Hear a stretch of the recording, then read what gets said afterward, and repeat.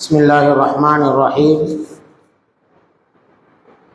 الحمد لله رب العالمين، الصلاة والسلام على أشرف الأنبياء والمرسلين وعلى آله وأصحابه ومن تبعهم بإحسان إلى يوم الدين. أما بعد. கண்ணியத்துக்குரிய இஸ்லாமிய சகோதரர்களே, சகோதரிகளே, தாய்மார்களே, அல்லாஹ்வின் பேரருளினால் அவன் எம் மீது விதித்திருக்கிற நோன்பை பிடித்தவர்களாக 27வது ரமதானினுடைய தினத்திலே அல்லாஹ்வுடைய கருணை எதிர்பார்த்து அவனுடைய மார்க்கத்தை படிக்க வேண்டும் என்ற ஆவலோடு வந்து அமர்ந்திருக்கிற நம் அனைவர் மீதும் அல்லாஹ்வுடைய சாந்தியும் சமாதானம் என்றென்றும் உண்டாகட்டும். அஸ்ஸலாமு அலைக்கும் வரஹ்மத்துல்லாஹி வபரகாத்துஹு. நபித்தோழர்களை கற்றுக்கொள்வோம், அவர்களின் மீது பற்றுக்கொள்வோம் என்ற மகுடத்திலே தொடர்ச்சியாக லுகருடைய தொழுகைக்கு பின்னால் நாம் பேசி வருகின்ற அமர்வுகளின் தொடரிலே நேற்றைய தினம் நபித்தோழர்களுடைய சதகாக்கள், தான தர்மங்கள் தொடர்பாக முந்த நாள் நேற்று 2 அமர்வுகளில் பார்த்திருந்தோம். அதனுடைய எஞ்சிய பகுதியை இன்று பார்த்து அதனை நிறைவு செய்வோம் இன்ஷா அல்லாஹ். மற்றும் ஒரு தலைப்பு சஹாபாக்கள் பற்றிய ஒரு தலைப்பு நாளையும் நாளை மறுநாளும் இன்ஷா அல்லாஹ் நடைபெற்ற எங்களுடைய இந்த பாடநெறி நிறைவடைய காத்திருக்கின்றது. அந்த அடிப்படையில் இன்று நாங்கள் பார்க்க இருக்கிற சம்பவம் 7வது சம்பவம். ஜைனப் பின் ஜஹிஷ் ரலியல்லாஹு அன்ஹு அவர்கள் பற்றிய செய்தி. ஜைனப் பின் ஜஹிஷ் ரலியல்லாஹு தஆலா அவர்கள் உம்முல் மசாக்கீன் என்ற சிறப்பு பெயரால் அழைக்கப்பட்டார்கள். உம்முல் மசாக்கீன், மசாக்கீன் என்றால் ஏழைகள், மிஸ்கீன் என்பதன் பன்மைதான் மசாக்கீன். அப்ப மசாக்கீன், உம்முல் மசாக்கீன், ஏழைகளினுடைய தாய் என்ற ஒரு சிறப்பு பெயரால் அழைக்கப்பட்டவர் தான் ஜைனப் பின் ஜஹிஷ் ரலியல்லாஹு தஆலா. சுய தொழிலில் ஈடுபட்டு வருமானம் ஈட்டி அதன் மூலம் அதிகம் தான தர்மங்கள் செய்து வருவர். தர்மம் என்பது, சதகா என்பது பரம்பரையாக அனுபவித்து வருகின்ற செல்வந்தர்களினுடைய ஏகபோக உரிமை கிடையாது. உழைத்து சம்பாதிக்கின்ற ஒருவரும் அந்த உழைப்பின் ஒரு பகுதியை தர்மம் செய்யலாம், அதனூடாக அல்லாஹ்வினுடைய அருளை பெற்றுக் கொள்ளலாம் என்று நிரூபித்தவர் தான் ஜைனப் பின் ஜஹிஷ் ரலியல்லாஹு அன்ஹு. ஒருமுறை நபிகள் நாயகம் ஸல்லல்லாஹு அலைஹி வஸல்லம் அவர்கள் மனைவிமார்கள் எல்லாம் ஒன்று கூடி இருக்கக்கூடிய ஒரு சந்தர்ப்பத்திலே சொன்னார்கள், மனைவியர்கள் எல்லாம் ஒன்று சேர்ந்து நபி அவர்களிடத்திலே கேட்கிறார்கள், யா ரசூலல்லாஹ், உங்களுக்கு பிறகு எங்களில் யார் உங்களை முதலில் வந்து அடைவார்கள்? இந்த கேள்வியினுடைய அர்த்தம் என்ன என்றால், நீங்க மௌத்தானால் உங்களோட மௌத்தை தொடர்ந்து எங்களில் யார் அவசரமாக மௌத்தாகிறார் என்று கேட்டார். உங்களில் யார், எங்களில் யார் உங்களை அடுத்து வேகமாக உங்களோடு வருபவர் என்று கேட்கிறார்கள். அதுக்கு நபிகள் நாயகம் ஸல்லல்லாஹு அலைஹி வஸல்லம் அவர்கள் சொன்னார்கள், உங்களிலே யாருடைய கை நீளமானதோ அவர்தான் என்னுடைய மரணத்தை தொடர்ந்து அவசரமாக மரணிப்பார் என்ற ஒரு முன்னறிவிப்பை ஸல்லல்லாஹு அலைஹி வஸல்லம் அவர்கள் சொல்கிறார். ஸல்லல்லாஹு அலைஹி வஸல்லம் அவர்கள் சொன்ன இந்த வார்த்தையின் அர்த்தத்தை உம்முல் முஃமினீன் நபி அவர்களுடைய மனைவிமார் சரியாக புரிந்து கொள்ளவில்லை. உடனே அவர்கள் என்ன செய்தார்கள், ஒரு மூங்கில் குச்சியை எடுத்துக்கொண்டு வந்தார். எடுத்துக்கொண்டு வந்து எல்லாருடைய கையையும் அளந்தார். ஸல்லல்லாஹு அலைஹி வஸல்லம் தானே சொன்னாங்க, யாருடைய கை நீளமானதோ அவர்தான் என்னை தொடர்ந்து அவசரமாக மரணிப்பார் என்று சொன்னார். அப்ப அவர்களுக்குள்ள ஒரு பதட்டம், யார் வந்தாருன்றதை கண்டுபிடிக்கும். உடனே ஒரு மூங்கில் குச்சியை எடுத்துக்கொண்டு வந்து ஒவ்வொருத்தருடைய கையிலே நீளத்தையும் அளக்க ஆரம்பித்து விட்டார். அளந்து கொண்டு போகின்ற நேரம் அதிலே ஒரே மாதிரியான அளவிலே ஓரிருவருடைய கைகள் இருக்கிறது. அதை வைத்து எந்த ஒரு முடிவுக்கும் வர முடியவில்லை. எனவே அதனை அப்படியே விட்டுவிட்டார். பிறகு நபிகள் நாயகம் ஸல்லல்லாஹு அலைஹி வஸல்லம் அவர்கள் மௌத்தானதற்கு பின்னால் அடுத்து நபியுடைய மனைவிமார்களில் மரணித்தவர் இந்த ஜைனப் பின் ஜஹிஷ் ரலியல்லாஹு அன்ஹு அவர்கள் தான். அப்ப மீண்டும் ரசூலுல்லாஹ்வுடைய மனைவிமார்கள் ஒன்று கூடி கலந்துரையாடுகிறார்கள். நாங்கள் ஒரு முறை இந்த கேள்வியை ஸல்லல்லாஹு அலைஹி வஸல்லம் கேட்டிருந்தோமே, உங்களை தொடர்ந்து எங்களில் யார் அவசரமாக மரணிப்பார் என்று கேட்டிருந்தோம். அதற்கு நபிகள் நாயகம் ஸல்லல்லாஹு அலைஹி வஸல்லம் அவர்கள் உங்களின் நீண்ட கை உடையவர் அவர்தான் அவசரமாக மரணிப்பார் என்று சொன்னார்கள். நாம் அப்போது குச்சிகளை எடுத்து அளந்து பார்த்தோம். ஆனால் ஜைனப் பின் ஜஹஷ் ரலியல்லாஹு அவர்களுடைய கை நீளமான கையாக இருக்கவில்லையே. அப்படி என்றால் ஸல்லல்லாஹு அலைஹி வஸல்லம் அவர்கள் சொன்னதற்கு என்ன அர்த்தம் என்று தங்களுக்குள் கலந்துரையாட ஆரம்பித்தார். அப்போதுதான் சொல்லப்படுகிறது, நபி ஸல்லல்லாஹு அலைஹி வஸல்லம் அவர்கள் சொன்ன அந்த நீளமான கை என்பது நேரடி பொருள் கொள்ளத்தக்க ஒன்றல்ல, சிலையிலை பொருளிலே ஸல்லல்லாஹு அலைஹி வஸல்லம் சொல்லியிருக்கிறார். நீண்ட கையுடையவர் என்பது அதிகம் சதகா கொடுப்பவர் என்பதற்கான ஒரு சிலையிலை. அதிகமாக அவருடைய கை ஏழைகளின் பக்கம் நீள்வதால் நீண்ட கையுடையவர். இந்த நேரமும் ஏழைகளுக்காக சதகா கொடுப்பதால் நீண்ட கையுடையவர். ரெண்டு சிறப்பு பெயர் அவர் கொண்டு உம்முல் மசாக்கி, ஏழைகளினுடைய தாய் என்ற சிறப்பு பெயரால் அழைக்கப்பட்டதும் இந்த ஜைனப் பின் ஜஹஷ் ரலியல்லாஹு அன்ஹு அவர்கள் தான். நீண்ட கையுடையவர் என்ற சிறப்பு பெயரால் அழைக்கப்பட்டவரும் ஜைனப் பின் ஜஹஷ் ரலியல்லாஹு அன்ஹு அவர்கள் தான். ஏன் இந்த சிறப்பு பெயர் அவருக்கு கிடைத்தது என்றான பின்னணியை நாங்கள் ஹதீஸிலே தேடி பார்க்கலாம். ஜைனப் ரலியல்லாஹு அன்ஹு அவர்கள் கைத்தொழில்களை செய்து வந்தார், சுய தொழிலாக செய்து வந்தார். வீட்டிலே ஸல்லல்லாஹு அலைஹி வஸல்லம் அவர்களை மாத்திரம் வருமானத்துக்கு நம்பிக்கொண்டிருக்காமல் தன்னால் முடிந்த சில வருமானங்களை செய்தார். அதில் இருந்துதான் அவர்களுடைய அதிகமான சதகாக்கள் இடம்பெற்றது. அவ்வாறு அவர்கள் செய்து வந்த தொழில் தோல் பதனிடும் தொழில்.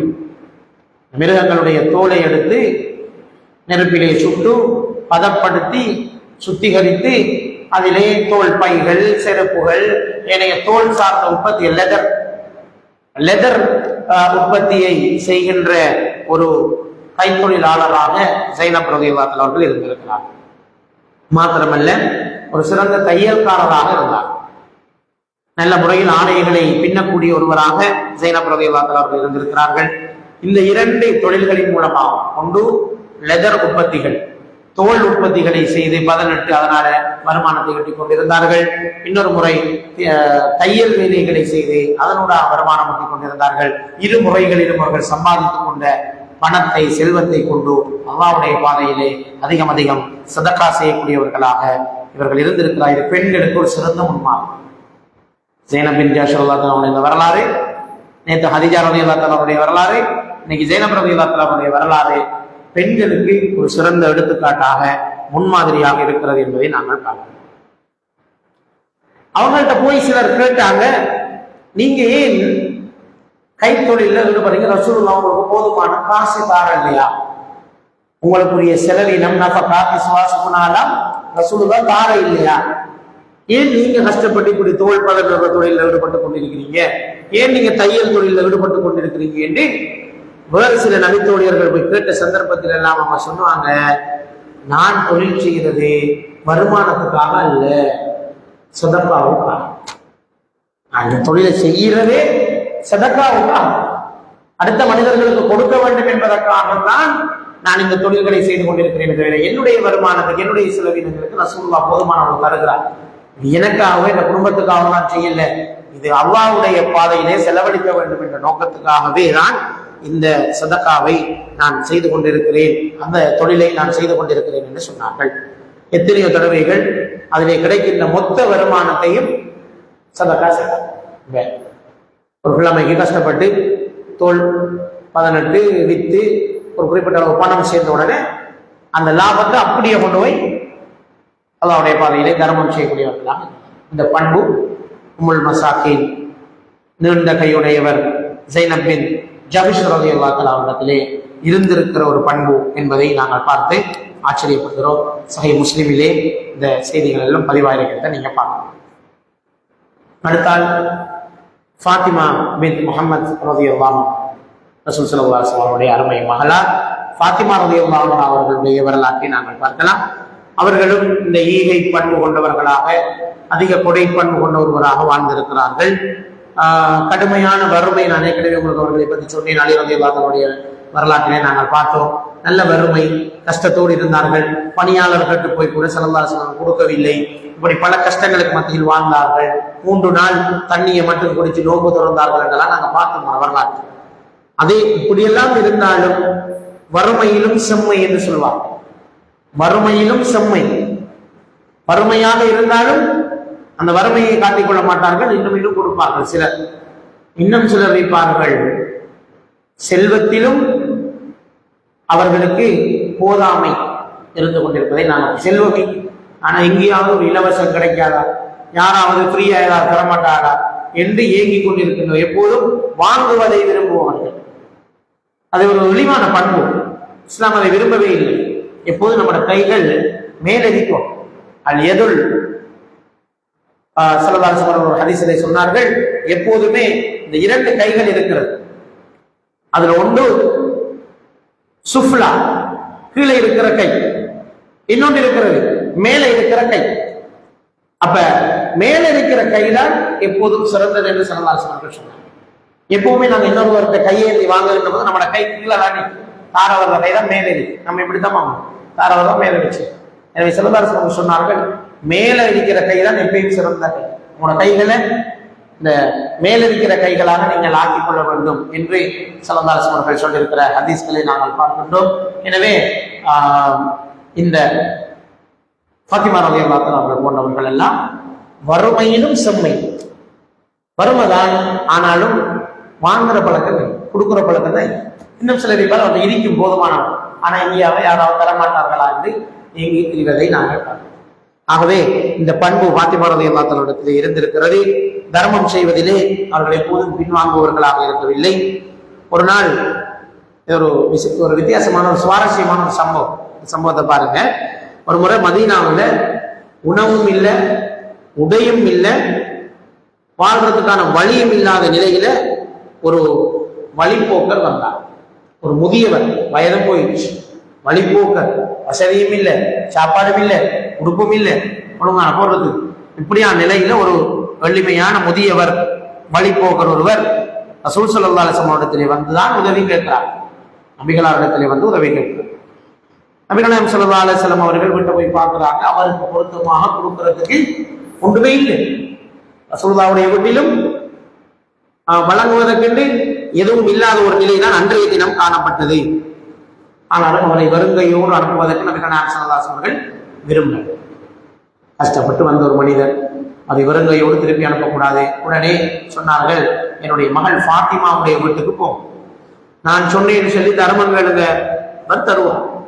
என்னுடைய மகள் ஃபாத்திமாவுடைய வீட்டுக்கு செல்லுங்கள், அவரிடம் போய் கேளுங்கள், அவர் உங்களுக்கு இன்ஷா அல்லாஹ் தருவார், அவர் தரக்கூடிய தர்மத்தை நீங்கள் பெற்று செல்லலாம் என்று சொல்கிறார். உடனே அந்த முதிய வழிப்போக்கர் ஃபாத்திமா ரலியல்லாஹு அன்ஹா அவர்களுடைய வீட்டுக்கு போகிறார். ரசூலுல்லாஹ் ஃபாத்திமா ரலியல்லாஹு அன்ஹா அன்றைய நாள் சிச்சுவேஷன் உண்மையா தெரியும், கேட்கவும் இல்லை, அனுமதி கேட்கவும் இல்லை, நம்மகிட்ட கொடுக்கறது கொண்டும் இல்லை, எனவே இருக்கிறத கொடுக்கட்டும் அனுப்பிடுறான். அங்க போனால் அந்த வழிபோக்கர் முதியவர் போறார், ஒரு ஃபாத்திமா ரலியல்லாஹு அன்ஹா அவங்களை வீட்டை போய் தட்டுகிறார், வாராங்க, சொல்றாரு, ரசூலுல்லாஹ் ஸல்லல்லாஹு அலைஹி வஸல்லம் அவர்கள் என்னை உங்களுடைய வீட்டுக்கு அனுப்பி வைத்தார்கள். நான் ரசூலுல்லாஹ்விடம் போய் தர்மம் கேட்டேன், அவர்களிடம் தருவதற்கு எதுவும் இல்லை, எனது மகள் ஃபாத்திமாவின் வீட்டுக்கு போ, உனக்கு ஏதாவது கிடைக்கும் என்று சொன்னாங்க, நான் வந்திருக்கிறேன் என்று சொன்னேன். அப்போதுதான் ஃபாத்திமா ரலியல்லாஹு அன்ஹா சிந்திச்சு பார்க்கறாங்க, 3 நாள் அவங்க சாப்பிட்டு, அவங்க விட்டு அவ்வளவு வருமானம் ஒழுங்கா சாப்பிட்டு 3 நாள் கடுமையான பசியோடு இருக்கிறாங்க. ஃபாத்திமா ரலியல்லாஹு அன்ஹா கொடுப்பதற்கு எதுவும் இல்லை, இருந்தாலும் நாம சாப்பிட்டுக்கலாம். அவங்களே 3 நாளாக சாப்பிடவில்லை. ஆனால் ஸல்லல்லாஹு அலைஹி வஸல்லம் அவர்கள் நம்பி அனுப்பிட்டாங்களே, வருங்கையோடு அந்த மனிதரை அனுப்பக்கூடாது, என்ன செய்கிறேன்னு யோசிக்கிறார்கள். அப்போதுதான் பார்க்கிறார்கள், தன்னை கழுத்துல தொங்கிக் கொண்டிருக்கிற ஒரு மாலை நினைவுக்கு வருகிறது, ஒரு நெக்லஸ் நினைவுக்கு வருகிறது. அது ரசூல் ஸல்லல்லாஹு அலைஹி வஸல்லம் அவர்கள் அன்பளிப்பாக மகளுக்கு வாங்கி கொடுத்த ஒரு நெக்லஸ், ஒரு மாலை. யோசிக்கிறார்கள், வேறு எதுவும் இல்லை, சதகா கொடுக்கத்தான் வேண்டும். பாருங்க எப்படி சொல்லி, நாங்கள் பெரும்பாலும் நடைமுறைகள் என்ன, இருந்தா கொடுப்போம், இல்லாட்டி இல்ல கொடுத்து முடிஞ்சு சொல்றேன். நாங்க கொடுத்து முடிஞ்சு நோம்புல நேரத்தில் வந்தாங்க, கொடுத்துட்டோம், முடிஞ்சு இங்க தாரத்துக்கு இல்லை, அது நிறைய பேர் கொடுத்தாச்சு, அவங்களுக்கு இல்லை என்று இல்லை என்று நாங்கள் சொல்லி வழி அனுப்பி வைக்கிற நிலைமைகள் எங்களிடத்திலே காணப்படுகிறது. நாங்கள் ஃபாத்திமா ரலியல்லாஹு அன்ஹா நினைச்சிருந்தா சொல்லியிருக்கலாம், நீங்க ஒரு சாப்பிடறது கொண்டு இல்லை, சதப்புறவு வாங்க சொல்லியிருக்கலாம். ஆனா அப்படி வந்த யாசகரை திருப்பி அனுப்பக்கூடாது, அவருடைய பசி தீர்க்கப்பட வேண்டும், கழுத்திலே தன்னுடைய தந்தை வாங்கி அன்பளிப்பாக அந்த விலைமணி ஒரு விலை கூடிய ஒரு பதக்கம் இருந்தது. அந்த பதக்கத்தை உடனே கழுத்துகின்றார்கள். கலட்டி அந்த ஏழை மனிதரிடம் கொடுத்து சொன்னார்கள், இதை நீங்கள் வில்லுங்கள், உங்களுடைய தேவையை விற்று அதில் வரக்கூடிய வருமானத்தை எடுத்து உங்களுக்கு தேவையான ஆடையை வாங்கிக் கொள்ளுங்க, உங்களுக்கு தேவையான சாப்பாடை வாங்கிக் கொள்ளுங்க, நீங்க தாராளமா சந்தோஷமா போங்கன்னு சொல்லி மாலையை கலட்டி அவரை நீங்க சதக்கா முடிஞ்சு என்ன சொல்றான், நீங்க சதக்கா கொடுத்தா அதை பன்மடங்காக்கி உங்களுக்கு திருப்பி கொண்டு வந்து தருவோம் என்று அல்லாஹ் வாக்களிக்கிறான். இந்த சம்பவம் முடியல. இப்ப அந்த மனிதர் என்ன செய்யறாரு தெரியுமா, அந்த பதக்கத்தை எடுத்துக்கொண்டு விற்பதற்காக போகிறார். வந்து நபிகள் நாயகம் ஸல்லல்லாஹு அலைஹி வஸல்லம் வருகிறார். வந்து ரசூலுல்லாஹ் உங்கள்ட்ட கேட்டு வந்தேன், உங்களோட வீட்டையும் ஒண்ணும் இல்லை தாரத்துக்கு, மகள்கிட்ட போக சொன்னீங்க, மகள்கிட்ட போனேன், அவங்கள்ட்டையும் ஒன்றுமில்லை, அவங்க 3 நாள் சாப்பிடாம பசியோடு இருக்கிறார்கள், உங்களுக்கு ஒண்ணும் கிடைக்கலையா என்று சொல்லுவாங்க. இல்லை, உங்களுடைய மகள் அவர் அணிஞ்சிருந்த, நீங்க அவைக்கு கிஃப்டாக கொடுத்திருந்த இந்த பதக்கத்தை என்னிடம் தந்து விட்டார், உங்களுடைய மகள் எவ்வளவு பெரிய ஒரு தர்ம கொடை வள்ளலாக இருக்கிறார் என்ற அந்த இடத்திலே சொல்கிறார்கள். ஸல்லல்லாஹு அலைஹி வஸல்லம் அழுகை வந்துவிட்டது. தன்னுடைய மகளுடைய அந்த ஈமானிய உணர்வை கண்டு அழுகை வந்து விடுகிறது. அழுகின்றார்கள். அழுதுவிட்டு என்ன செய்வதென்று தெரியாத நிலையில் இருக்கிறார்கள். இதனை கண்டு கொண்டிருந்தார் பக்கத்திலே இருந்த அம்மார் இப்னு யாசிர் ரலியல்லாஹு அன்ஹு. அம்மார் இப்னு யாசிர் ரலியல்லாஹு அன்ஹு இதை பார்த்துக் கொண்டிருந்தார். ரசூலுல்லாஹ்வுடைய வீட்டில் இப்படி ஒரு நிலைமையா, ரசூலுல்லாஹ்விடத்திலே கொடுப்பதை கொண்டும் இல்லை, மகள் பாத்திமா 3 நாள் பசி, பதக்கத்தை எதுவா கொடுத்திருக்கிறார்கள். உடனே அந்த மனிதர் அம்மார் இப்னு யாசிர் ரலியல்லாஹு அன்ஹு அவர்கள் சொன்னார்கள், முதியவரே, எனக்கு இந்த பதக்கம் வேண்டும், நான் கிளாஸ் தாரன், எனக்கு தான். உடனே அம்மார் இப்னு யாசிர் ரலியல்லாஹு அன்ஹு அவர்கள் பணத்தை கொடுத்து அந்த பதக்கத்தை வாங்கி விட்டு சொன்னாங்க, இந்த பணத்திலே நீங்கள் உங்களுக்கு தேவையான உணவை வாங்கி சாப்பிடுங்கள், பானங்களை வாங்கி குடியுங்கள், உடைகளை வாங்கி அணியுங்கள், பிரயாணத்துக்கும் வைத்துக் கொள்ளுங்கள். அவ்வளவு காசு கொடுத்து வாங்கி தரணும் பதக்கம், விலை கூடின ஒரு பதக்கம். அதை வாங்கி எடுத்து விட்டு அந்த முதியவரை அனுப்பிவிட்டார்கள். அனுப்பினதுக்கு பிறகு அம்மார் இப்னு யாசிர் ரலியல்லாஹு அன்ஹு அவர்கள் ஒரு துணி ஒன்றை எடுத்து அந்த துணியிலே அந்த பதக்கத்தை சுத்தி வைத்து விட்டு மேல வாசனையையும் பூசினார்கள். பூசிவிட்டு தன்னுடைய பணியாளர் அடிமையோரால் இருந்தார் அம்மார் இப்னு யாசிர் அவர்களிடம் ஒரு அடிமையோரால் இருந்தார். அந்த அடிமையை கூப்பிட்டு, இந்த பதக்கம், இந்த சுத்தப்பட்டிருக்கிற இந்த பதக்கமும் நீயும் பாத்திமா ரலியல்லாஹு தஆலா அவர்களுக்கு அன்பளிப்பாக நான் வழங்க போகிறேன். எனவே நீ இதனை கொண்டு போய் பாத்திமா ரலியல்லாஹு தஆலா போ, இதற்கு பிறகு நான் உனக்கு எஜமானம் கிடையாது, நீ பாத்திமா ரலியல்லாஹு தஆலாவுடைய வீட்டிலே பணியாளராக கடமையாற்றிக் கொள்ளலாம் என்று சொல்லி அவரிடம் கொடுத்தரப்பட்டார். இப்போது பாத்திமா ரலியல்லாஹு தஆலாவுடைய வீட்டுக்கு அந்த அடிமை பதக்கத்தையும் வாசனை பூசப்பட்ட பதக்கத்தையும் எடுத்துக்கொண்டு அங்கே போகின்றார். போன நேரத்திலே பாத்திமா ரலியல்லாஹு தஆலா அவர்கள் ஆச்சரியப்படுகிறார். நான் சதகா கொடுத்த, ஏழைக்காக தர்மம் செய்த பதக்கம் திருப்பி என்னிடமே வந்து சேர்ந்திருக்கிறதா என்று சொல்லிவிட்டு அதனை வாங்கி அணிந்து கொண்டு அந்த அடிமையை சொன்னார்கள், உன்னை நான் இப்போதே விடுதலை செய்து விட்டேன், நீ போகலாம். உன்னை நான் அடிமையாக வைத்துக் கொள்ள விரும்பவில்லை, உனக்கு நான் விடுதலை தந்து விட்டேன், நீ சுதந்திரவானாக போயிட்டாய், நீ இப்பொழுது போகலாம் என்று அந்த அடிமையையும் திருப்பி அவரை விடுதலை செய்து விடுகிறார்கள். அவரும் போய்விடுகின்றார். இப்போது அந்த அடிமை சிரிக்கிறார். பெரிய சந்தோஷம், விடுதலை கிடைச்சது ஒரு சந்தோஷம், இந்த சம்பவம் ஒரு சந்தோஷம். இப்பொழுது அந்த அடிமை சொல்கிறார், இது எவ்வளவு ஆச்சரியமான பதக்கம், இந்த பதக்கம் ஒரு பதக்கம் தான், எவ்வளவு ஆச்சரியமான பதக்கம். எப்படி ஆச்சரியம், பதக்கம் நேரத்தோட எங்க இருந்துச்சோ அங்கே வந்து இருந்துச்சு. பாத்திமா ரலியல்லாஹு களத்திலான பதக்கம் இந்த இப்ப அந்த பதக்கம் திருப்பி அவரோட களத்திலேயே வந்து இருந்துச்சு. ஆனா அந்த பதக்கம் ரொட்டேஷன் எவ்வளவு வேலை செஞ்சிச்சு.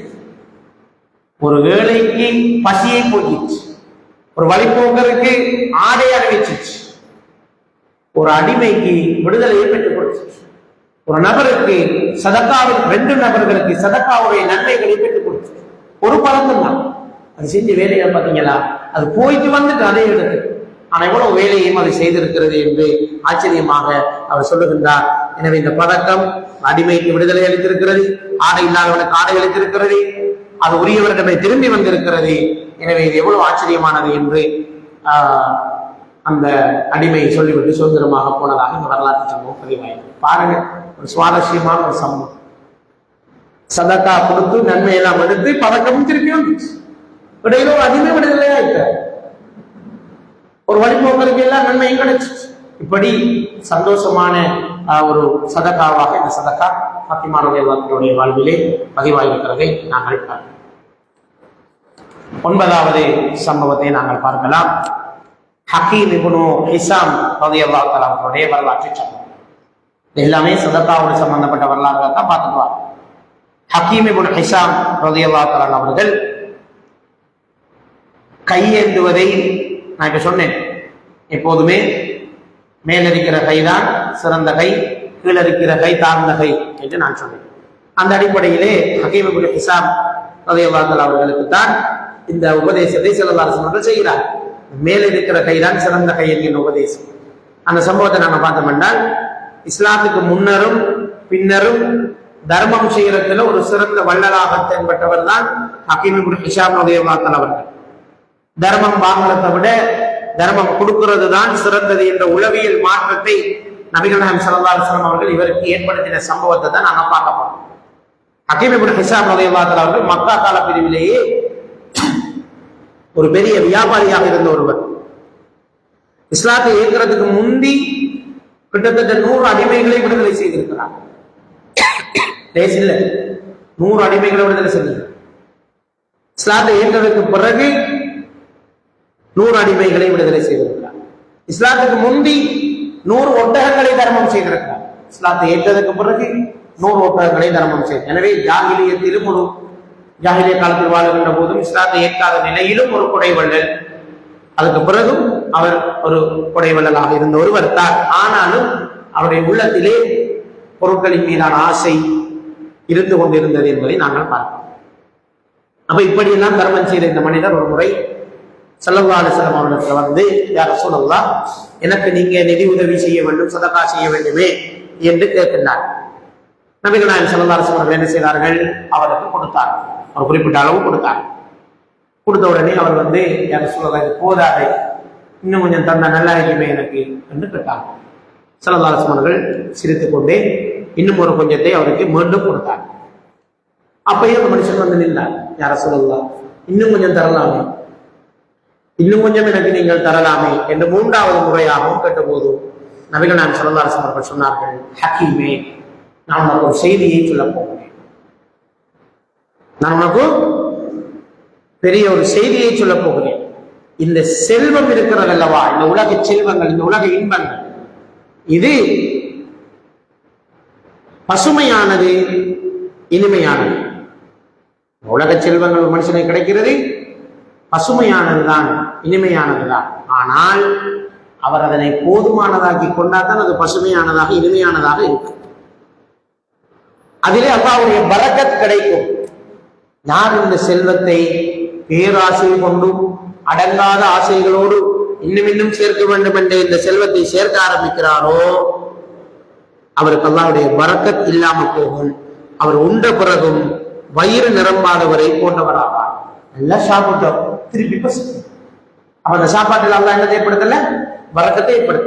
அத மாதிரி ஒரு ஆள் தான் செல்வம் கிடைத்தும் அதுல திருப்தி அடையாதவர் என்று ஸல்லல்லாஹு அலைஹி வஸல்லம் அவர்கள் சொல்லிவிட்டு அந்த மனிதருக்கு தான் இந்த உபதேசத்தை செய்தார்கள். ஹக்கீமே, எப்போதும் வாங்குகின்ற கை கீழே இருக்கிற கையை விட கொடுக்கின்ற கை மேலே இருக்கின்ற கைதான் அல்லாஹ்விடத்திலே சிறந்த கையாக இருக்கிறது. எனவே அதிகம் அதிகம் நீங்கள் தர்மம் செய்து கொள்ளுங்கள். அந்த தர்மத்தை உங்களுடைய குடும்பத்தில் இருந்து நீங்கள் ஆரம்பியுங்கள் என்று ஸல்லல்லாஹு அலைஹி வஸல்லம் அவர்கள் ஹக்கீம் இப்னு ஹிசாம் ரலியல்லாஹு அன்ஹு அவர்களுக்கு ஒரு அருமையான உபதேசத்தை சொல்லி அனுப்பிய வரலாறுகளை நாங்கள் பார்க்கிறோம். இப்ப ஹக்கீம் இப்னு ஹிசாம் அவர்களுக்கு ஒரு வெட்கமா போயிடுச்சு. நம்ம திருப்பி திருப்பி கேட்டது எவ்வளவுக்குள்ள ரசூலுல்லாஹ்வுக்கு கோபப்படுத்தி விட்டோமே, ரசூலுல்லாஹ் நமக்கு உபதேசம் செய்கிற அளவுக்கு வச்சிட்டோமே என்று மனசில் ஒரு கவலை இருந்தாலும் ஹக்கீம் இப்னு ஹிசாம் ரலியல்லாஹு அவர்கள் அந்த உபதேசத்தை தனக்கான உபதேசமாக எடுத்துக்கொண்டார்கள். இதன் பிறகு நான் யாரிடமும் கையேந்த மாட்டேன் என்று சத்தியமிட்டு சொன்னார்கள். என்னுடைய அல்லாஹ் மீது சத்தியமாக சொல்கிறேன், இதற்கு பிறகு நான் எந்த தேவைக்காகவும் யாரிடமும் என்னுடைய கையை ஏந்த மாட்டேன், யார் கை போய் நிற்க மாட்டேன். எனக்கு தெரியுங்களா? தாரையான்னு சொல்லி நான் யாரையுமே நிற்க மாட்டேன் என்று மிகவும் கௌரவத்தோடு அவர்கள் அந்த சத்தியத்தை செய்தார்.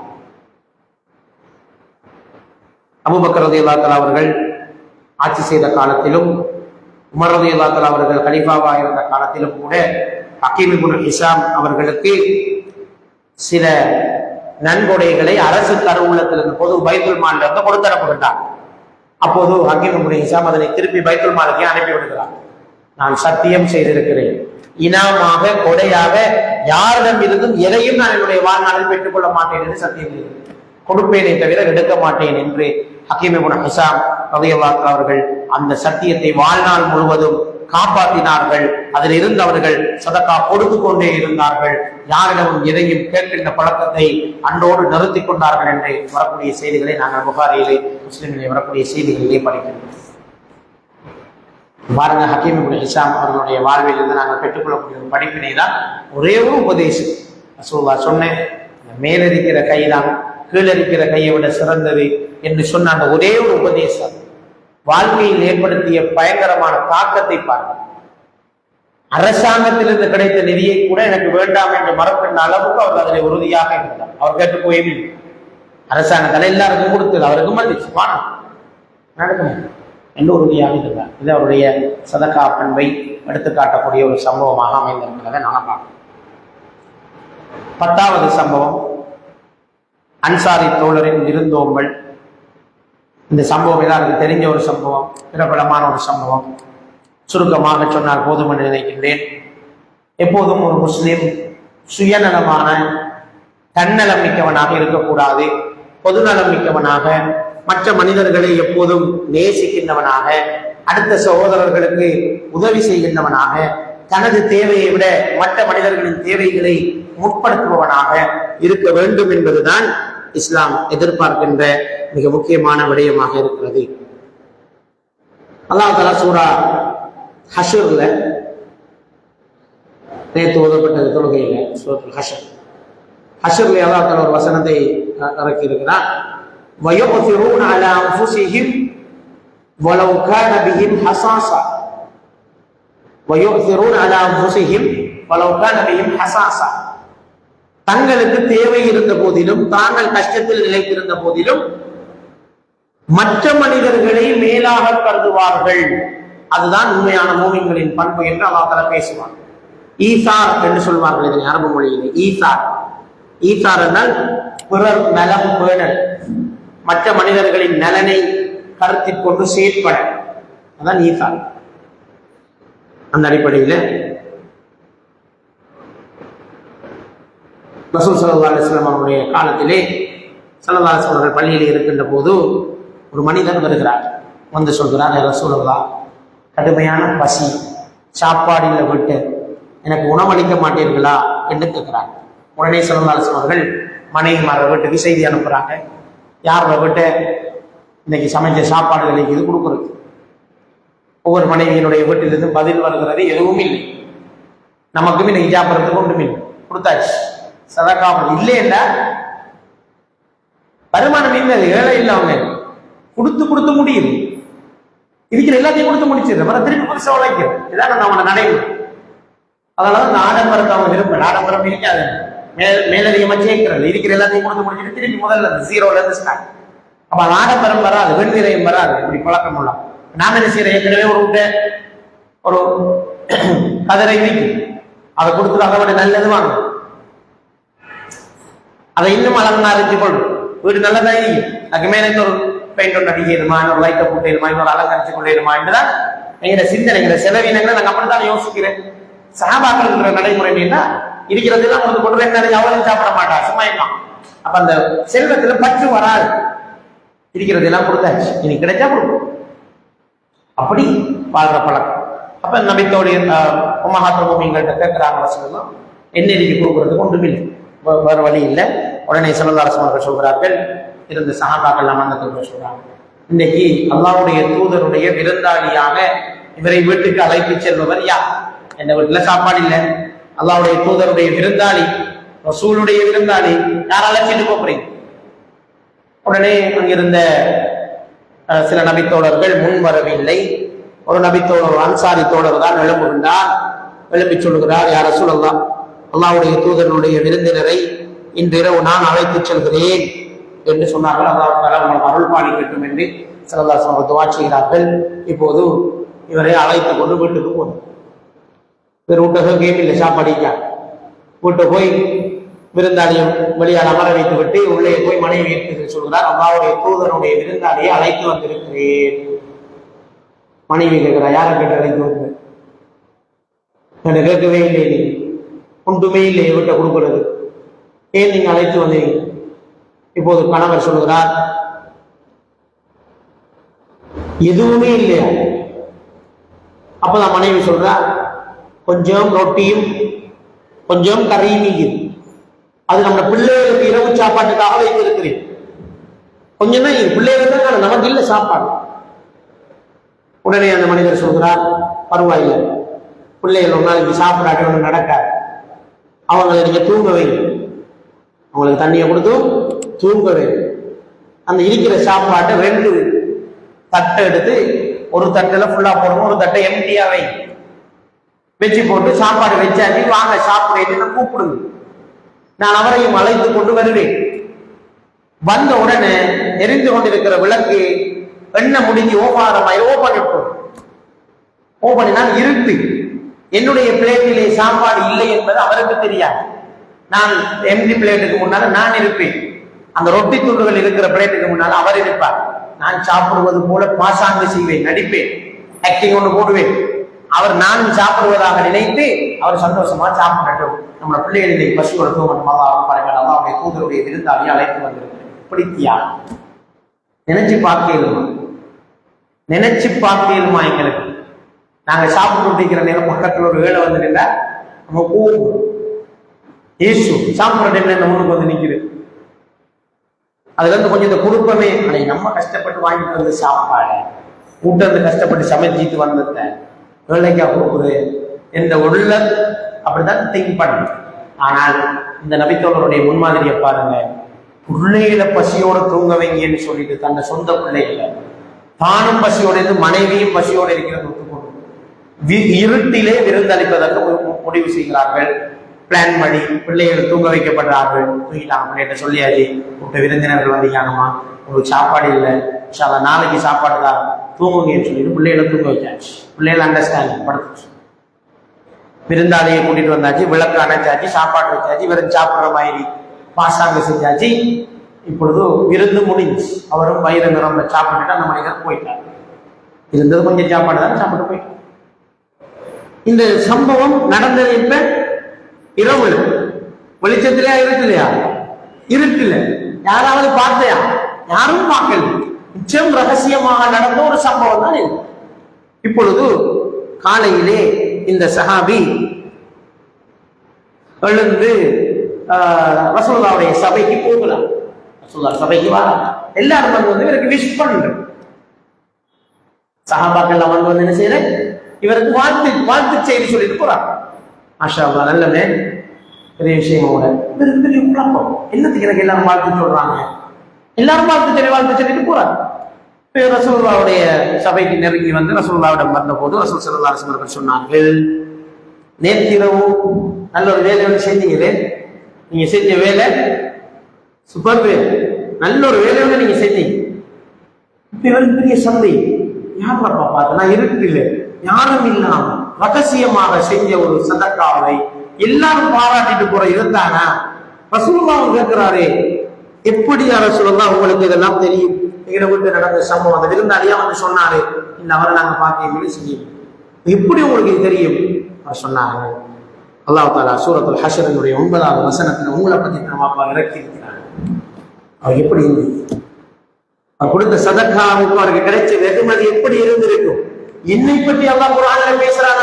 ஓ, என்ன இறக்கி இருக்காங்க, அவங்களோட பண்பை பத்தி அல்லாஹ் சொல்றான். மூமின்களோட பண்பு மட்டும் வயோஃபிரூன அலா அன்ஃபுஸிஹிம் வலவ் கான பிஹிம் ஹஸாஸா, தாங்க பசியில இருந்தாலும் அடுத்த மனிதன் தேவையை மேலாக கருதி உணவளித்தவர்கள் தான் உண்மையான மூமின்கள். நல்லா சொல்றாங்க. உங்களை தான் அப்பா உங்களுடைய செயற்பாடு எல்லாரும் நல்லா சொல்லிட்டாங்க.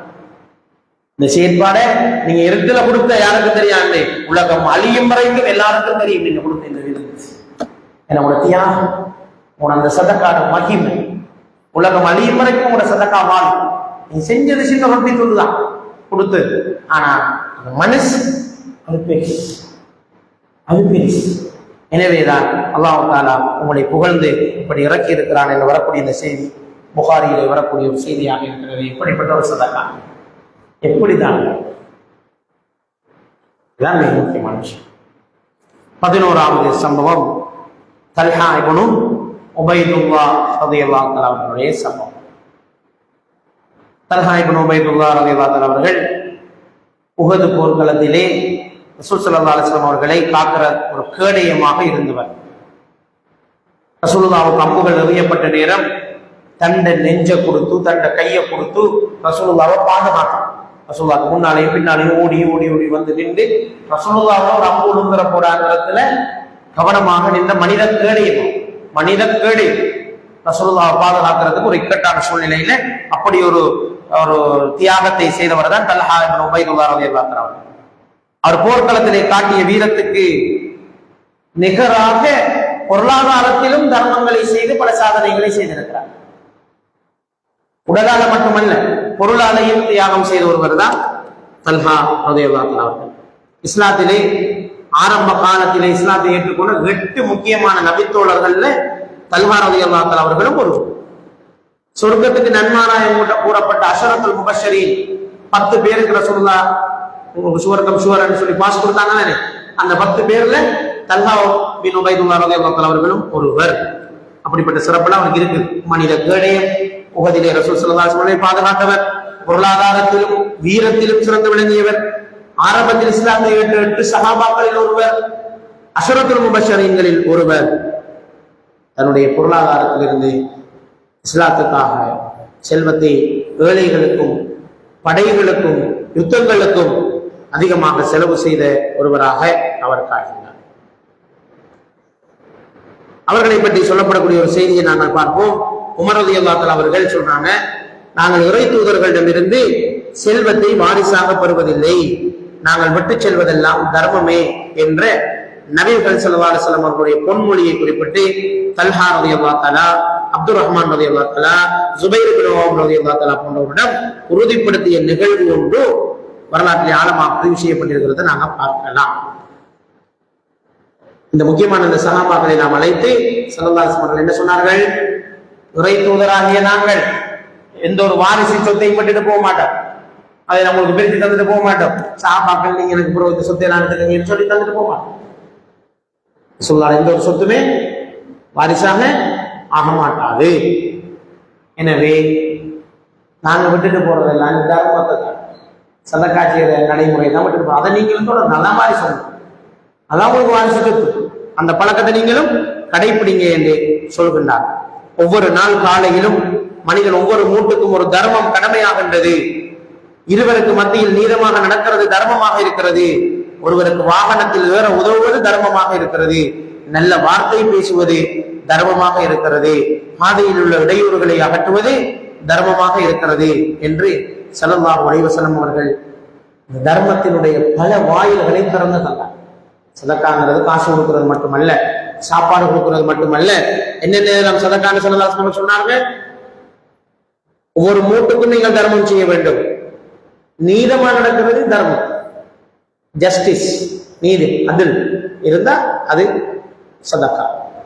நல்ல வார்த்தை பேசுறது சதக்கா. ஒரு மனுஷனுக்கு வாகனத்துல ஏறுறதுக்கு உதவி செய்யறது அதுவும் சதக்கா.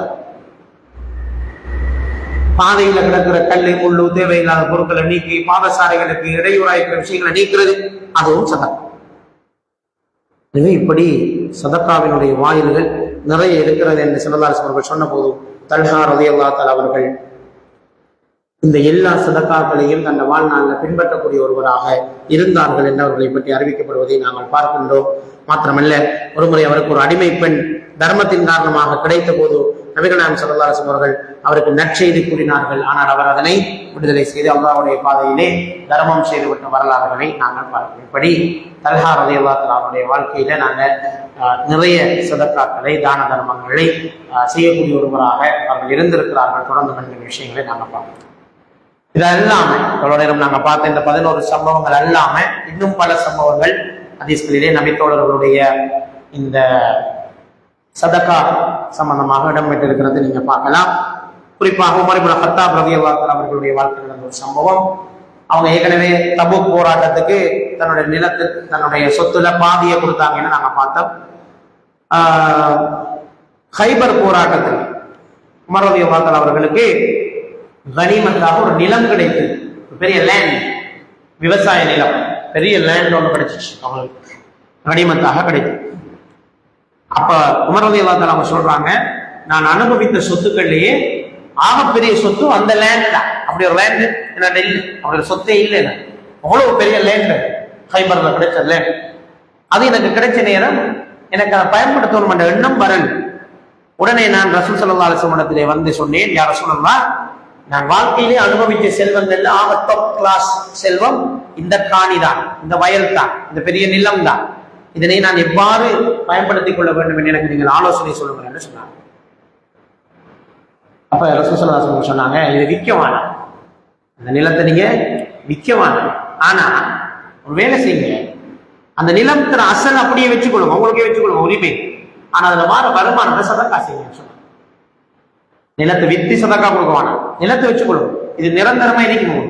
அதுல ஒவ்வொரு முறையும் அறுவடையும் போது கிடைக்கிற லாபத்தை முழுமையான பாதையில சதக்கா செய்யும் என்று ரசூல் ஸல்லல்லாஹு அலைஹி வஸல்லம் உமர் ரலியல்லாஹு அன்ஹு அவர்களுக்கு ஆலோசனை சொன்ன நேரம் உமர் ரலியல்லாஹு அன்ஹு அவர்கள் உடனே அந்த நிலத்தை யாருக்கும் அன்பளிப்பாக கொடுக்கவும் முடியாது, யாருக்கும் விற்கவும் முடியாது, வாரிசு சொத்தாக அது போகவும் கூடாது, உயில் எழுதினார். உயில் எழுதினார் உடனே, இந்த சொத்து எந்த சொத்து, இது இந்த வாரிசுக்கு போகக்கூடாது, இதை யாரும் அன்பளிப்பாக கொடுக்கவும் மாட்டேன், இதை நான் விற்கவும் மாட்டேன். 2 சாட்சிகளை வச்சு உயில் எழுதினத்துக்கு பிறகு அதனை அப்படியே விவசாயிகளுக்கு ஒப்படைத்திருந்தார்கள். நீங்க விவசாயம் செய்யுங்க, உங்களுக்குரிய கூலிகளை எடுங்க, எடுத்துட்டு அதுல மிஞ்சிற அவ்வளோத்தையும் லாபமா எனக்கு வர வேண்டிய பங்கு அவ்வளோத்தையும் ஒவ்வொரு விளைச்சலின் போதும் நீங்கள் சதக்கா செய்து விட வேண்டும் என்று உமர் ரலியல்லாஹு அன்ஹு அவர்கள் சொன்ன ஒரு வக்ஃபுடைய சிஸ்டம். நேற்று கதைச்ச வக்ஃபை பத்தி, வக்ஃப் செஞ்சுட்டு மௌத்தானவன் நான் சொன்னேன். நம்முடைய வாழ்நாளில் ஏதாவது ஒரு நிரந்தர வருமானத்தை அல்லாஹ்வுடைய பாதையிலே தொடர்ந்தும் நமக்கு நன்மைகாரமாக இதை செஞ்சுட்டு மௌத்தானவன் என்று சொன்னேன். அல்லாஹ் அதற்கு எங்கள் எல்லோருக்கும் அருள் பாலிக்க வேண்டும். துவா செஞ்சு கொள்வோம். இந்த நல்ல நாளையில் மௌத்தாருக்கு இடையில ஒரு வக்ஃபை, ஒரு சதக்கா ஜாரியாவை செஞ்சுட்டு மௌத்தான உமர் ரலியல்லாஹு அன்ஹு அவங்க அந்த மரணத்துக்கு பிறகு அதில் நன்மை போயிட்டு இப்பயுமே இருக்கும் அந்த நிலம். அப்ப அதுல வார வருமானம் சதக்காவுக்குரியது என்று உயில் எழுதி வைத்து விட்டு அவர்கள் போனார்கள். புகாரியிலே இந்த செய்தி பதிவு கைக்கிறத பார்க்கலாம். அபூ துஜானா ரலியல்லாஹு அன்ஹு அவருடைய வரலாற்று சம்பவம். அபூ துஜானா ரலியல்லாஹு அன்ஹு அவர்கள் நிச்சயம் புலனுதல் கொண்ட ஒருவர், அதிகம் தர்மம் செய்யக்கூடிய ஒருவர், அடுத்தவர்களுடைய சொத்துக்களில் உரிமைகளில் மிக கவனமானவர். அவருடைய வாழ்க்கையில பாருங்க, இந்த சதக்காவோட இந்த பொருளாதாரத்தோட சம்பந்தப்பட்ட அவருடைய அந்த பண்பை பாருங்க. அபூ துஜானா ரலியல்லாஹு அன்ஹு அவர்கள் சுபஹ் தொழுகைக்கு வருவார், ரசூலுல்லாஹ்வோட முன்சப்புல நின்று தொழுவார். ரசூலுல்லாஹ் தொழுகை முடிஞ்சு முதலாம் சலாம் கொடுத்து ஆள் அனுப்பிடுவார். இருவர் நடந்துட்டு போயிடுவார். தொடர்ந்து ரசூலுல்லாஹ் அதை அவதானித்துக் கொண்டு வாரார். முதலாம் நாள் பார்த்தாங்க அவசரமாய், 2ஆம் நாள் பார்த்தாங்க அனுப்பிடுவார், 3ஆம் நாள் பார்த்தாங்க அனுப்பிடுவார். உடனே ரசூல் ஸல்லல்லாஹு அலைஹி வஸல்லம் ஒரு நாள் அபூ துஜானா ரலியல்லாஹு அன்ஹு அவரை அழைத்து கேட்டார்கள், ஏன் உங்களுக்கு அல்லாஹ்வின் அருள் எதுவும் தேவையில்லை, இவ்வளவு வேகமாக சபலத்தை எழுந்து போறீங்களே, அல்லாஹ்ட்ட அருள் ஒன்றையும் கேட்கிற இல்லையா, துஆ கேட்கிற இல்லையா, இஸ்திக்பார் செய்யற இல்லையா, தௌபா செஞ்சுட்டு போற இல்லையா, தஸ்பீஹ்களை செஞ்சுட்டு போற இல்லையா என்று கேட்கிறார். அப்போது அபூ துஜானா ரலியல்லாஹு அன்ஹு சொல்றாங்க, அதெல்லாம் செய்யறதான், அதெல்லாம் எனக்கு மேலும் தான், நானும் செய்யறதான். ஆனா சுபஹுக்கு மட்டும் வேகமா நான் எழுப்பிட்டு போறதுக்கு ஒரு காரணம் இருக்கு யாரா சொல்லலாம். என்ன காரணம்? உடனே அபூ துஜானா ரலியல்லாஹு அன்ஹு சொன்னா, எனக்கு ஒரு பேரிச்சம்பழ தோட்டம் உண்டு, அதுக்கு பக்கத்துல இன்னும் ஒரு சகோதரருடைய என்னுடைய அண்டை வீட்டார் ஒருவருடைய பேரிச்சந்தோட்டம் நிற்கும். அந்த அவருடைய தோட்டத்துல நிற்கக்கூடிய சில மரங்கள் வளைந்து என்னுடைய தோட்டத்தினுடைய எல்லைக்குள்ள நிற்கும். அப்ப அதுல காய்க்கிற சில பேரிச்சம் கனிகள் என்ன செய்ய மாட்டா, காத்துல எந்த வளவுக்குள்ள எந்த காணிக்குள்ள விழுந்துருக்கும். நான் சுபோதரோடு போறதுக்கு இந்த சின்ன பிள்ளைகள் 2 பேர் இருக்காங்க, அவங்க காலையில் அவங்களுக்கு என்ன வேலையில அந்த விழுந்து கிடக்கிற பேரிச்சம்பழம் எடுத்து சாப்பிடுறது. அப்ப அது நம்மட வேலைன்னு சொல்லிட்டு அவங்க என்ன செஞ்சிருவாங்க, இந்த ஹராத்தை தின்றுவாங்க. யாரும் சொல்லுவாங்க, இந்த பிள்ளோட வாயில ஹராம் பண்ணுறோம் பேரிச்சம்பழம். இந்த மனுஷன் ஏன் செய்ய போறாரு, காத்துல உளுந்த ஒரு பேரிச்சம்பழத்தை தின்னதுக்கு சண்டைக்கா வரப்போறாரு? இல்ல, ஹலால் தான் தின்ன போறாரு. ஆனா அந்த பக்குவம் உடனே அபூ துஜானா ரலியல்லாஹு சொன்னாங்க, நான் வேகமா ஓடி போயிடுவேன், போய் அந்த பேரிச்சம்பழங்களை எல்லாம் பொறுக்கி பக்கத்து வீட்டு ஆட்ட கொண்டே கொடுத்துட்டு வந்தேன். அதுக்கு பிறகு கிடக்கிற பேரிச்சம்பழங்களை என்னுடைய வளர்ச்சி கிடக்கிற பேரிச்சம்பழங்களை பிள்ளைகள் எடுத்து சாப்பிடுவாங்க. ஒரு நாள் யார சூழல்தான் நான் போனேன். நான் சுபோதரோடு போறது கொஞ்சம் லேட் ஆயிட்டு, பிள்ளைகள் எழுப்பிட்டாங்க. எழுப்பி வாயில பேரிச்சம்பழத்தை போட்டுட்டாங்க.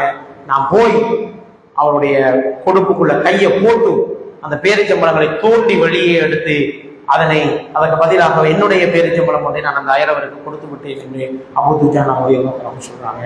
எப்படி ஹராம் கலந்து விடக்கூடாது, ஹராம் நம்முடைய பொருளாதாரத்துல வந்துடக்கூடாது, இன்னொரு ஆள்ற பொருளை பறிச்சு நாம சாப்பிடக்கூடாது, இன்னொரு ஆள்ற தோட்டத்துல போய் நாங்க அனுமதி இல்லாம சாப்பிடக்கூடாதுங்கிறதுக்கு எவ்வளவு அழகான ஒரு சம்பவம் அபூ துஜானா ரலியல்லாஹு தஆலா அவர்களுடைய இந்த சம்பவம். இளம் மாணவர்கள் பலர் இருக்கிறீர்கள். நம்ம இருக்கிற நேரம் இந்த மாதிரியாக சாப்பிடக்கூடிய சம்பவங்கள் வரும். எங்க ஆஞ்சேன்னு தெரியாத பழங்கள் சாப்பிடறதுக்கு வரும். எங்க பறித்தோம்னு தெரியாத கனிகள் நமக்கு வரும் சில நேரம் சாப்பிடுறது. அபூ துஜானா ரலியல்லாஹு தஆலா இந்த சம்பவம் ஞாபகத்துக்கு வந்தாச்சு. சாப்பிட மாட்டோம். ஹலால் மட்டும்தான் நம்மளோட உடம்புல சேரணுங்கிறதுல எவ்வளவு கவனமாக இருந்திருக்கிறார்கள் என்பதை நாங்கள் பார்க்கின்றோம். அன்புக்குரியவர்களே, ஆயிஷா ரலியல்லாஹு தஆலா அவர்களை பற்றி அறிவிக்கப்படக்கூடிய ஒரு செய்தி. அவர்களும் தர்மத்திலே உயர்ந்து விளங்கிய ஒருவர். ஒரு முறை ஆயிஷா பிற்காலத்தில் ரசூலுல்லாஹ் மௌத்தானதுக்கு பிறகு ஆயிஷா ரலியல்லாஹு தஆலா அவங்க இறுதி காலப்பகுதியில அவங்க நோன்பு குடிப்பாங்க. அடிக்கடி நோன்பு திறக்கிறதுக்கு பணியாளர்களை சொன்னாங்க, இருக்கிற சாப்பாடுகளை எடுத்து போய் நோன்பு திறப்போம். அப்போ கொஞ்சம் ரொட்டி துண்டு, கொஞ்சம் திராட்சை பழம், அவ்வளவுதான் இருந்தது. அப்போது அந்த சின்ன ரொட்டி துண்டையும் திராட்சை பழங்களையும் கொண்டு வந்து பணியாளர் வைக்கிறார்கள். அப்போது ஒரு வேலையை வந்து எனக்கு உணவளியுங்கள் என்று கேட்கிறார். ஆயிஷா ரலியல்லாஹு தஆலா அவங்க அந்த தட்டத்துக்கு எப்படி கொடுப்பாங்க? ஒரு 2 மீல் ஒன்று சாப்பிடுறது, நோன்பு திறப்போம். ஆனா ஒரு வேலை வந்து கேட்ட நேரம் அது அப்படியே தூக்கி கொடுத்த வரலாறுகளை நாங்கள் பார்க்கின்றோம். அந்த அளவுக்கு அவர்கள் தர்மத்திலே உயர்ந்த ஒருவராக ஆயிஷா ரலியல்லாஹு தஆலா அவர்கள் இருந்ததை நாங்கள் பார்க்கிறோம். இறுதியாக சஅத் இப்னு உபாதா ரலியல்லாஹு தஆலா அவருடைய ஒரு சம்பவத்தை சொல்லி முடிக்கிறேன். இதோட இந்த தலைப்பு முடியுது. இன்ஷாஅல்லாஹ் நாளைக்கு புதிய தலைப்பு, புதிய டியூப்ல சந்திப்போம். சஅத் இப்னு உபாதா ரலியல்லாஹு தஆலா அவர்கள் வெளியூர் சென்றிருந்த நேரத்திலே அவருடைய உம்மா மௌத்தாயிட்டாங்க. வெளியூருக்கு பயணம் போயிருந்த டைம்ல உம்மா மௌத்தாயிட்டாங்க. உடனே அவங்க ரசூல் ஸல்லல்லாஹு அலைஹி வஸல்லம் வந்து சொல்றாங்க, யா ரசூலல்லாஹ், என்னுடைய உம்மா மௌத்தாயிட்டாங்களே, நான் அவர் சார்பாக ஏதாவது தர்மம் செய்ய வேண்டுமே, அப்படி செய்யலாமா? உம்மாக்கு வாப்பாக்கு நான் தர்மம் செய்யலாமா, இல்ல அவர் தான் செய்யணுமா என்ற மாதிரி கேட்கின்றார். கேட்ட நேரத்தில் ரசூல் ஸல்லல்லாஹு அலைஹி வஸல்லம் சொன்னார்கள், தாராளமாக உங்களுடைய தாய் தந்தையர்களுக்காக நீங்க தர்மம் செய்யலாம், அதாவது போய் சேரும், செய்யோ என்று சொல்லிட்டாங்க. உடனே அவர்கள் கேட்கிறார்கள், சஅத் இப்னு உபாதா, தர்மங்களாக சிறந்தது எது? அப்ப ஸல்லல்லாஹு அலைஹி வஸல்லம் சொல்றாங்க, தாகத்தோடு இருக்கிறவனுக்கு தண்ணி கொடுக்கிறது தான் ஆகச்சிறந்த தர்மம். தாகத்தோடு இருக்கிறவனுக்கு தண்ணி கொடுக்கிறது தான் ஆகச்சிறந்த தர்மம் என்று சொன்னார்கள். உடனே சஅத் ரலியல்லாஹு தஆலா அவர்கள் தன்னுடைய பெரிய ஒரு பொருளாதாரத்தை செலவழிச்சு தன்னை தாயிட பேரால பெரிய ஒரு கிணறு ஒன்றை வெட்டி அதிலே வக்ஃப் செய்துட்டான். உம்மாக்கான வக்ஃப். உம்மாட மையத்துல நிக்க கிடைக்கல, உம்மா அடக்கியாச்சு, நான் வாரத்துக்கு இல்லை, உம்மாக்கு நான் செய்யணும்னு ஆசைப்பட்டேன், இதோ என்னுடைய வக்ஃப், நான் அவருக்காக வேண்டி இந்த கிணத்தை வெட்டி விட்டேன் என்று சொல்லி அவர்கள் ஒரு பெரிய கிணத்தை வெட்டி அதை அல்லாஹ்வுடைய பாதையில வக்ஃப் செய்த, தாயிட பேரால் வக்ஃப் செய்த வரலாற்று சம்பவங்களை பார்க்கிறோம். எங்களோட தாயும் சில நேரம், தந்தையும் சில நேரம் மௌத்தா இருக்கலாம். சிலருக்கு நாங்களும் யோசிக்கலாம், எங்க உம்மாட பேரால அப்பாட பேரால ஒரு சதகா